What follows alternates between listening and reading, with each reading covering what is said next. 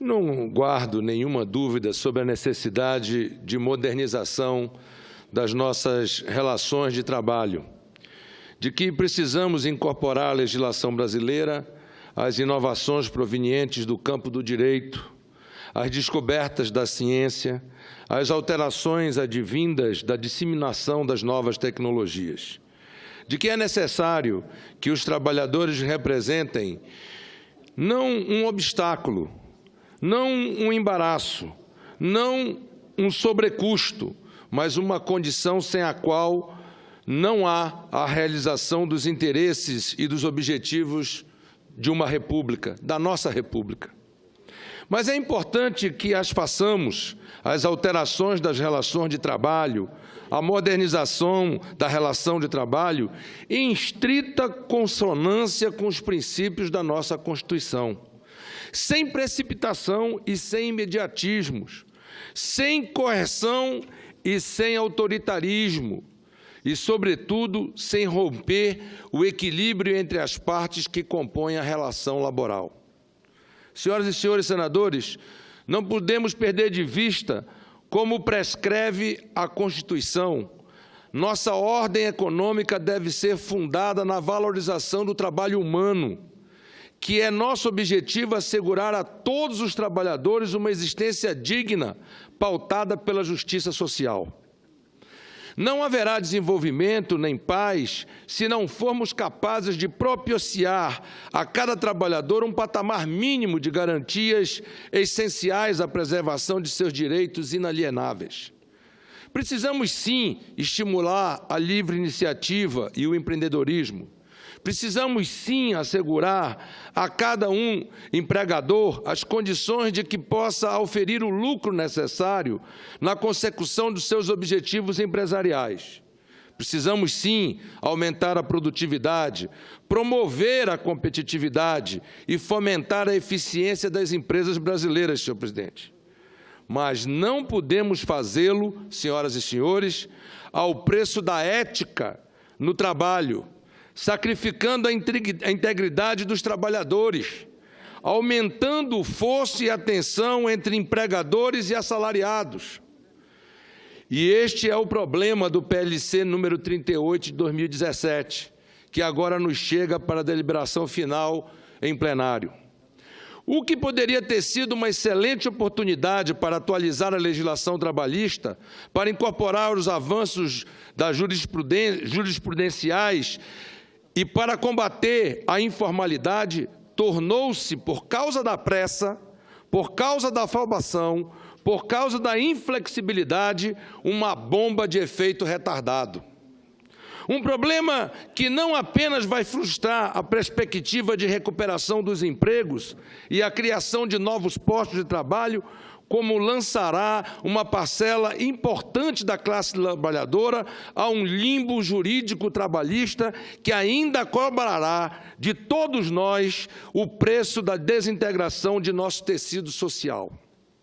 Senhoras e senhores, para todos os que reconhecemos a importância, a formação do adulto, dos anos da infância, não é saudável que permitamos que gestantes e lactantes possam exercer atividades insalubres ou que condicionemos a fruição do intervalo para amamentação a prévio acordo com o empregador. Em um estado como o Amazonas, em que 65% dos trabalhadores formais, com registro no CAGED, Cadastro Geral de Empregados e Desempregados, do Ministério do Trabalho e Emprego, MTE, são mulheres, portanto, o meu estado, as quais atuam especialmente no varejo e no polo industrial de Manaus, na Zona Franca de Manaus, as propostas sob exame vulneram a saúde da grande maioria da força do trabalho atual e das próximas gerações. Para todos os que exigimos o respeito à saúde e a adoção de medidas de segurança no ambiente de trabalho, não é sensato que autorizemos acordos e convenções coletivas que possam reduzir o intervalo intra-jornada. Tome-se a hipótese em que o empregador concede um intervalo para a refeição de 30 minutos aos empregados durante jornadas maiores de 6 horas. Tal regra pode inviabilizar a hora do almoço de milhares de trabalhadores que atuam na linha de produção, como as centenas de trabalhadores que existem no polo industrial de Manaus. A título de exemplo, numa fábrica de 10 mil metros quadrados, apenas da linha de produção até o refeitório, em que temos que marcar o ponto, ter acesso ao bandejão, ir para a fila, servir, comer, voltar, entregar, ir lavar as mãos e voltar à linha de produção, esse tempo já é maior do que 30 minutos. Para todos os que nos batemos contra a informalidade, não é produtiva a permissão para que as empresas possam contratar com exclusividade trabalhador autônomo sem que haja formação de vínculo laboral. Para todos os que confiamos na dignidade do trabalho, é temerária a autorização do trabalho intermitente, dos contratos de 0 hora, em que o empregado fica permanentemente à disposição do empregador, sem a garantia de receber qualquer remuneração durante a duração do pacto laboral.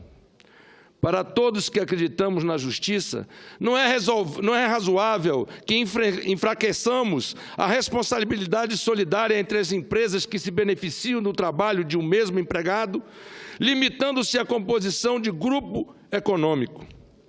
Para todos os que defendemos a legitimidade da negociação coletiva, não é sensato que restringamos o exame judicial dos acordos e das convenções aos seus aspectos meramente formais, esvaziando o poder da Justiça do Trabalho. Levantei todos esses pontos por ocasião de meu voto em separado quando da apreciação do PLC 38 na CCJ.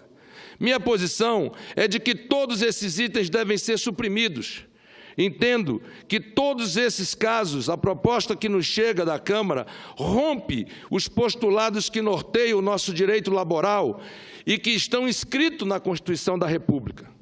Senhoras e senhores senadores, senhor presidente, não será acirrando as disputas entre patrões e empregados que construiremos o país que todos nós desejamos. Não será sancionando a exploração do trabalhador e a precarização do emprego que nos inscreveremos na comunidade dos países desenvolvidos. E não será ignorando as posições dos trabalhadores, da Justiça do Trabalho, do Ministério Público do Trabalho, que conseguiremos operar uma modernização da legislação trabalhista que nos coloque, de fato, no século XXI. Emancipar, sim. Aperfeiçoar, sim. Modernizar, sim, mas sem romper o equilíbrio de forças, sem produzir mais assimetrias, sem submeter o trabalhador aos interesses do empregador, entre os mais de 200 dispositivos do PLC 38, a maior parte vem em boa hora. Então, por que sacrificar toda uma proposta que é necessária, que é urgente, por um excesso que é, sobretudo, pontual? Por que frustrar esta Casa do seu papel institucional de revisão e aprimoramento das decisões que nos chegam da Câmara?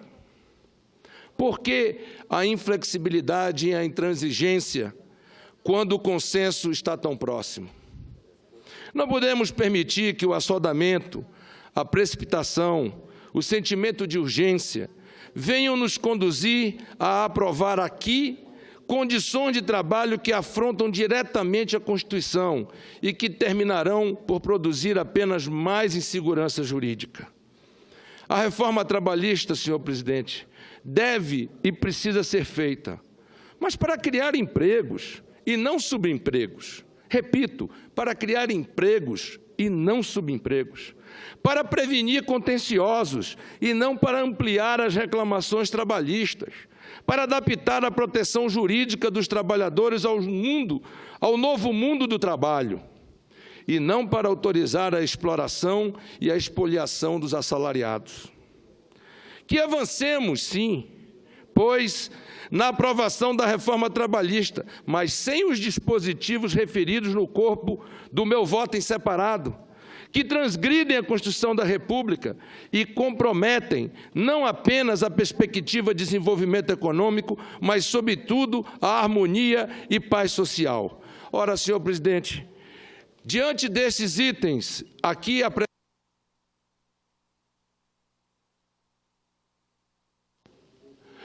Diante desses itens aqui apresentados, e já apresentados em meu voto em separado por escrito na CCJ e na manifestação que fiz na Comissão de Assuntos Econômicos desta Casa, fica claro a impossibilidade de votarmos a favor de uma lei que poderia, de forma consensual neste Senado, chegar a um avanço importantíssimo para a sociedade brasileira, para a geração de novos empregos e para a alavancagem do nosso desenvolvimento socioeconômico.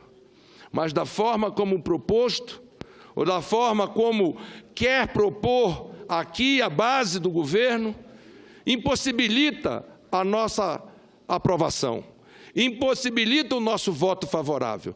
Portanto, eu quero aqui deixar claro, sou a favor das reformas, mas sou contra abrir mão de direitos e de deveres que devemos assumir perante a sociedade. Pela ordem, senhor presidente. Obrigado, senhor presidente. Só para concluir, quero agradecer a Vossa Excelência e dizer que não podemos, portanto, caminhar no sentido de aprovarmos uma lei da forma como está apresentada, mesmo sabendo que necessitamos de avanços, mas avanços que possam representar a manutenção do direito do trabalhador e, ao mesmo tempo, a flexibilização e a modernização da nossa sociedade. Muito obrigado, senhor presidente.